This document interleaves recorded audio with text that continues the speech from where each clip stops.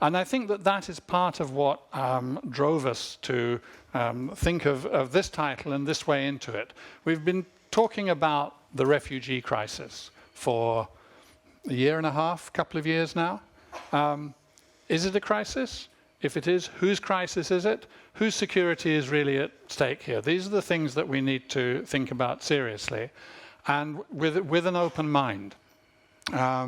Communities which are feeling that large numbers of refugees are coming towards them should be taken seriously when they say and express that that is a problem. It could be that at some level their sense of security is at stake then. That should be listened to along with every other part of the concerns which are raised. This is a complex and multidimensional issue and there aren't necessarily simple answers. But I wanted to start out the conversation by asking Lina a little bit, if you can, to tell us something about, in one sense, is this really a crisis? What's the scale of this in comparative perspective? Thank you.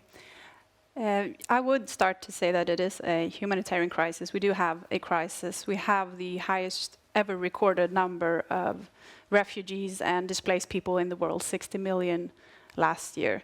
So it's plus 10 million stateless people without states. So even worse than the 60. If we look at the situation in Syria and around Syria, it's difficult to talk about the situation without thinking some sort of emergency or crisis, of course. Over 4 million refugees in Lebanon, Jordan, and Turkey alone. Millions of internally displaced people inside of Syria. We have now in Ukraine 1.8 million internally displaced people in Ukraine. It's been registered. There is, as you know, the humanitarian summit going on today in Istanbul, where you talk about refugees, but also people in need of humanitarian aid, which could go into a broader category of groups. Then we talk about in the range of 125 million people worldwide in need of humanitarian aid. And if you compare this to 10 years ago, it's about 6 times greater than 10 years ago. I think our Ministry for International Development Cooperation earlier today say if this was a country, this 125 million people, if this group started a country, it would be the 11th largest country in the world. It doesn't mean that we haven't had crises before that cannot compare to this situation. Of course, in Europe, what we think of is the war in Yugoslavia and the refugee crisis from that and the amount of internally displaced people as well. So early 1990, we had about 3 million refugees and internally displaced people inside of Europe.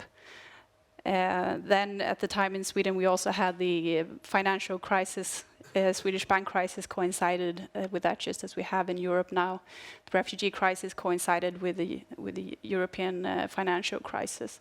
So I think it's difficult not to think of this as a very urgent and enormously seriously situation, but to put the humanitarian in front of the crisis and put the refugee in the center when we talk about this crisis. As you were saying, that we sometimes talk about the crisis as some other form of crisis, some sort of territorial attack on Europe.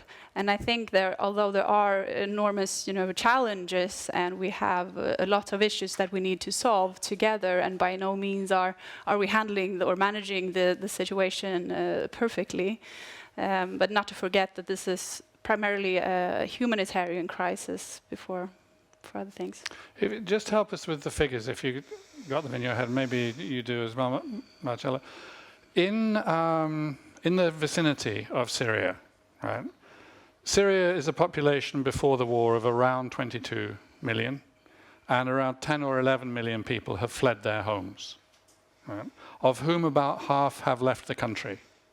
Right. Right. And the population of Jordan now is about 10 million, of whom 1/3 are refugees. I think it's slightly less, but I think that might be the case in Lebanon. I mean, we have now over 1 million Syrian refugees in Lebanon, I think. In addition to 500,000 Palestinian refugees, right. Anyway, in a country of about 5 to 5.5 million.